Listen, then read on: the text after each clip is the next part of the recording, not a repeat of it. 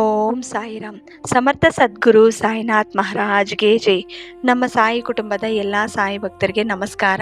ಸಾಯಿ ಆಶೀರ್ವಾದ ಸದಾ ನಿಮ್ಮ ಮೇಲೆ ಇರಲಿ ಅಂತ ಬಾಬಾಗೆ ಬೇಡ್ಕೊತ ಇವತ್ತಿನ ವಿಡಿಯೋ ಶುರು ಮಾಡ್ತಾ ಇದ್ದೀನಿ. ಇವತ್ತಿನ ವಿಡಿಯೋದಲ್ಲಿ ಸಾಯಿ ಏನು ಹೇಳ್ತಾ ಇದ್ದಾರೆ ಅಂದರೆ, ಮಗು ನೋಡಿದ ಕ್ಷಣ ಬೇವಿನ ಸೊಪ್ಪು ಮುಟ್ಟಿ ಸಾಯಿ ಅದೃಷ್ಟದ ಬಾಗಿಲು ತೆರೆಯಲು ಸಿದ್ಧವಾಗಿದ್ದಾರೆ ಅಂತ ಸಾಯಿ ನಮಗೆ ಒಂದು ಒಳ್ಳೆಯ ಸಂದೇಶವನ್ನು ಹೇಳ್ತಾ ಇದ್ದಾರೆ.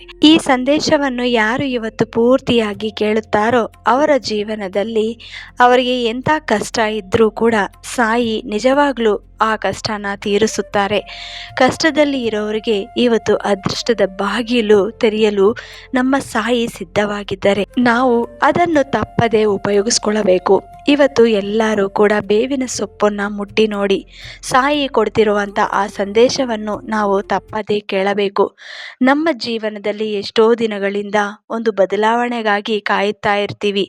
ಒಂದು ಒಳ್ಳೆಯ ಸುದ್ದಿ ಬರಬೇಕು ಅಂತ ನಿರೀಕ್ಷಿಸುತ್ತಿರ್ತೀವಿ. ಆದರೆ ಮನೆಯಲ್ಲಿ ನೆಮ್ಮದಿ ಬರಬೇಕು ಅಂತ ಕಾಯ್ತಾ ಇರ್ತೀವಿ. ಹಣದ ಸಮಸ್ಯೆ ದೂರವಾಗಬೇಕು ಅಂತ ಪ್ರಾರ್ಥನೆ ಮಾಡುತ್ತಾ ಇರ್ತೀವಿ.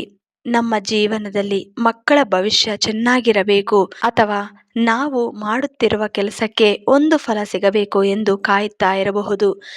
ನಮ್ಮ ಮನಸ್ಸಿನಲ್ಲಿರುವ ಆ ಒಂದು ಮಾತನ್ನು ಸಾಯಿ ಕೇಳುತ್ತಾ ಇರ್ತಾರೆ. ಮಗು, ಇದೆಲ್ಲ ನನಗೆ ಗೊತ್ತು. ನೀವು ಏನು ಹೇಳೋ ಅವಶ್ಯಕತೆ ಇಲ್ಲ. ನಿಮ್ಮ ಮನಸ್ಸಿನಲ್ಲಿ ಇರುವಂಥ ನೋವು ನನಗೆ ಗೊತ್ತು.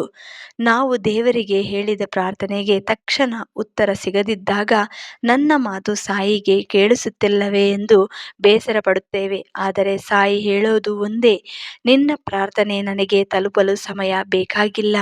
ಆದರೆ ನಿನಗೆ ಬೇಕಾದ ಸಮಯದಲ್ಲಿ ಉತ್ತರವನ್ನು ಕೊಡುವುದು ನನ್ನ ಕೆಲಸ. ಮಗು, ಇದನ್ನು ಒಮ್ಮೆ ಮನಸ್ಸಿನಲ್ಲಿ ಇಟ್ಟುಕೋ. ನೀವು ತಡವಾಗಿದೆ ಎಂದುಕೊಳ್ಳುವ ಸಮಯದಲ್ಲೇ ಸಾಯಿ ನಿಮ್ಮ ದಾರಿಯನ್ನು ಸಿದ್ಧಪಡಿಸುತ್ತಾ ಇರಬಹುದು. ನಮ್ಮ ಜೀವನದಲ್ಲಿ ಕೆಲವು ಬಾಗಿಲುಗಳು ಮುಚ್ಚಿರುತ್ತವೆ. ಆಗ ನಾವು ದುಃಖ ಪಡುತ್ತೇವೆ. ಒಂದು ಕೆಲಸ ಸಿಗಲಿಲ್ಲ, ಒಂದು ಸಂಬಂಧ ನಮ್ಮಿಂದ ದೂರವಾಯಿತು, ಒಂದು ಅವಕಾಶ ಕೈತಪ್ಪಿತು, ನಾವು ನಂಬಿದ ವ್ಯಕ್ತಿಯು ನಮ್ಮನ್ನು ನಿರಾಶೆಗೊಳಿಸಿದ್ರು.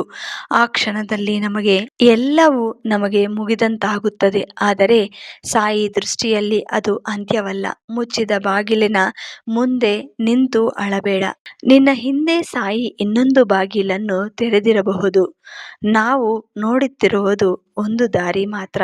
ಸಾಯಿ ನೋಡುತ್ತಿರುವುದು ನಮ್ಮ ಸಂಪೂರ್ಣ ಜೀವನ.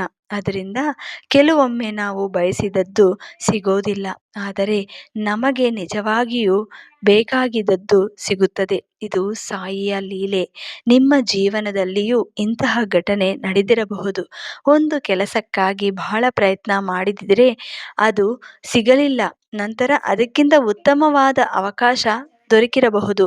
ಒಬ್ಬ ವ್ಯಕ್ತಿಯನ್ನು ತುಂಬಾ ನಂಬಿದಿರಿ, ಅವರು ನಿಮ್ಮನ್ನು ಬಿಟ್ಟು ಹೋಗಿರಬಹುದು. ನಂತರ ನಿಮ್ಮ ಜೀವನದಲ್ಲಿ ನಿಮ್ಮನ್ನು ನಿಜವಾಗಿ ಅರ್ಥ ಮಾಡಿಕೊಳ್ಳುವ ವ್ಯಕ್ತಿ ಬಂದಿರಬಹುದು.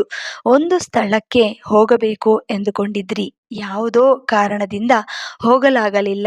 ನಂತರ ಆ ಪ್ರಯಾಣ ತಪ್ಪಿದೆ ನಿಮ್ಮ ಒಳಿತಗಾಗಿ ಎಂದು ತಿಳಿದು ಬಂದಿರಬಹುದು. ಅದರಿಂದ ಸಾಯಿ ಭಕ್ತರೇ, ನನಗೆ ಏಕೆ ಹೀಗಾಗುತ್ತದೆ ಎಂದು ಕೇಳುವ ಬದಲು ಸಾಯಿ ನನಗಾಗಿ ಏನು ಸಿದ್ಧಪಡಿಸುತ್ತಿದ್ದಾನೆ ಎಂದು ಕೇಳಿ. ನಿಮ್ಮ ಆಲೋಚನೆಯೇ ಬದಲಾಗುತ್ತದೆ. ನಮ್ಮ ಜೀವನದಲ್ಲಿ ಅದೃಷ್ಟದ ಬಾಗಿಲು ತೆರೆಯಲು ಸಿದ್ಧವಾಗಿದೆ ಅಂದರೆ ಕೇವಲ ಹಣವಲ್ಲ. ಬೆಳಿಗ್ಗೆ ಎದ್ದು ನೆಮ್ಮದಿಯಿಂದ ಉಸಿರಾಡುವುದು ಕೂಡ ಅದೃಷ್ಟನೇ. ನಮ್ಮನ್ನು ಪ್ರೀತಿಸುವ ಕುಟುಂಬ ಇರುವುದು ಕೂಡ ಒಂದು ಅದೃಷ್ಟ. ನಮ್ಮ ಕಷ್ಟವನ್ನು ಕೇಳುವ ಒಬ್ಬ ವ್ಯಕ್ತಿ ಇರುವುದು ಅದೃಷ್ಟ. ಅನಾರೋಗ್ಯದಿಂದ ಹೊರಬಂದು ಮತ್ತೆ ಸಾಮಾನ್ಯ ಜೀವನ ನಡೆಸೋದು ಕೂಡ ಒಂದು ಅದೃಷ್ಟ. ತಪ್ಪು ದಾರಿಯಲ್ಲಿ ಹೋಗುತ್ತಿದ್ದಾಗ ಯಾರಾದರೂ ನಮ್ಮನ್ನು ಸರಿಯಾದ ದಾರಿಗೆ ತರುವುದು ಕೂಡ ಸಾಯಿಯ ಕೃಪೆ.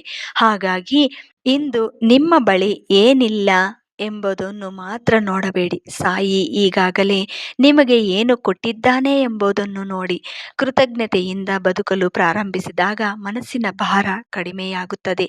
ಸಾಯಿಗೆ ದೊಡ್ಡ ದೊಡ್ಡ ಮಾತುಗಳು ಬೇಕಾಗಿಲ್ಲ. ಅವನಿಗೆ ಬೇಕಾಗಿರೋದು ಶುದ್ಧ ಮನಸ್ಸು. ನೀವು ಪ್ರತಿದಿನ ಒಂದು ನಿಮಿಷವಾದರೂ ಸಾಯಿಯ ಮುಂದೆ ಕುಳಿತು ಹೀಗೆ ಹೇಳಿಕೊಳ್ಳಿ, ಬಾಬಾ, ನನಗೆ ಏನು ಬೇಕು ಎಂದು ನನಗಿಂತ ನಿಮಗೆ ಚೆನ್ನಾಗಿ ಗೊತ್ತು. ನನಗೆ ಸರಿಯಾದದನ್ನು ಸರಿಯಾದ ಸಮಯದಲ್ಲಿ ಕೊಡಿ. ನನ್ನ ಮನಸ್ಸಿಗೆ ಶಕ್ತಿ ಕೊಡಿ. ಕುಟುಂಬವನ್ನು ಕಾಪಾಡಿ ತಪ್ಪುಗಳನ್ನು ತಿದ್ದುಕೊಳ್ಳುವ ಬುದ್ಧಿ ಕೊಡಿ. ನಿಮ್ಮ ದಾರಿಯಲ್ಲೇ ನಡೆಸೋ ಬುದ್ಧಿ ಜ್ಞಾನ ಕೊಡಿ. ಈ ಪ್ರಾರ್ಥನೆ ನಿಮಗೆ ತುಂಬಾ ದೊಡ್ಡದು, ಆದರೆ ಅದರಲ್ಲಿ ಸಂಪೂರ್ಣ ನಂಬಿಕೆ ಇರಲೇಬೇಕು. ಸಾಯಿ ಮೇಲೆ ನಂಬಿಕೆ ಇಟ್ಟವನು ಸಮಸ್ಯೆಗಳ ಮಧ್ಯೆಯೂ ಕುಸಿದು ಹೋಗೋದಿಲ್ಲ. ಅದೇ ಸಾಯಿಯ ದೊಡ್ಡ ಆಶೀರ್ವಾದ.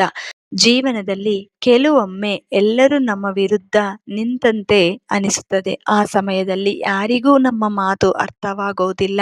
ಆದರೆ ನಿಮ್ಮ ಮನಸ್ಸಿನೊಳಗೆ ಒಂದು ಧ್ವನಿ ಹೇಳಬೇಕು, ನನ್ನ ಜೊತೆ ಸಾಯಿ ಇದ್ದಾನೆ. ಅಷ್ಟೇ ಸಾಕು. ಜನರು ನಿಮ್ಮನ್ನು ಬಿಟ್ಟು ಹೋಗಬಹುದು, ಅವಕಾಶಗಳು ನಿಮ್ಮ ಕೈಯಿಂದ ಜಾರಬಹುದು, ಪರಿಸ್ಥಿತಿಗಳು ಬದಲಾಗಬಹುದು. ಆದರೆ ಸಾಯಿಯ ಕೈ ನಿಮ್ಮ ಕೈಯಲ್ಲಿದ್ದರೆ ನಿಮ್ಮ ಪ್ರಯಾಣ ಎಂದಿಗೂ ವ್ಯರ್ಥವಾಗುವುದಿಲ್ಲ. ಇಂದು ನೀವು ಈ ಸಂದೇಶವನ್ನು ಕೇಳುತ್ತಿರುವಾಗ ನಿಮ್ಮ ಮನಸ್ಸಿನಲ್ಲಿ ಒಂದು ಆಸೆ ಇರಬಹುದು, ಯಾರಿಗೂ ಹೇಳಿದ ಆಸೆ, ನಿಮ್ಮ ಹೃದಯದಲ್ಲಿ ಮಾತ್ರ ಇಟ್ಟುಕೊಂಡಿರುವ ಪ್ರಾರ್ಥನೆ. ಆ ವಿಷಯವನ್ನು ಸಾಯಿ ತಿಳಿದಿದ್ದಾನೆ. ನೀವು ಎಷ್ಟು ಬಾರಿ ಅತ್ತಿದ್ರಿ ಎಂಬುದು ಅವನಿಗೆ ಗೊತ್ತು. ಯಾರಿಗೂ ಹೇಳದೆ ನೋವನ್ನು ಸಹಿಸಿಕೊಂಡು ಕ್ಷಣಗಳು ಅವನಿಗೆ ಗೊತ್ತು. ಹೊರಗೆ ನಗುತ್ತಾ ಒಳಗೆ ನೋವು ಅನುಭವಿಸಿದ ದಿನಗಳು ಅವನಿಗೆ ಚೆನ್ನಾಗಿ ಗೊತ್ತು. ಆದ್ದರಿಂದ ನಿಮ್ಮ ಕಣ್ಣೀರನ್ನು ದುರ್ಬಲತೆ ಎಂದುಕೊಳ್ಳಬೇಡಿ.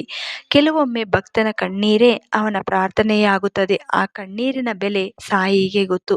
ಇನ್ನು ಮುಂದೆ ಒಂದು ವಿಷಯ ನೆನಪಿರಲಿ, ಜೀವನದಲ್ಲಿ ಏನೇ ಕಷ್ಟ ಬಂದರೂ ಸಾಯಿ ಮುಂದೆ ಹೇಳಿಕೊಳ್ಳಿ. ಸಾಯಿ ಸಂದೇಶ ನಿಮಗೆ ಇಷ್ಟ ಆಯಿತು ಅಂದರೆ ನಮ್ಮ ಸಾಯಿ ಭಕ್ತರಿಗೆ ಎಲ್ಲರಿಗೂ ಹಂಚಿ. ಮತ್ತೆ ಇನ್ನೊಂದು ವಿಡಿಯೋದಲ್ಲಿ ಭೇಟಿಯಾಗ್ತೀನಿ. ಅಲ್ಲಿವರೆಗೂ ನಮಸ್ಕಾರ. ಸರ್ವೇ ಜನ ಸುಖಿನೋ ಭವಂತು. ಸರ್ವಂ ಶ್ರೀ ಸಾಯಿನಾಥಾರ್ಪಣಮಸ್ತು.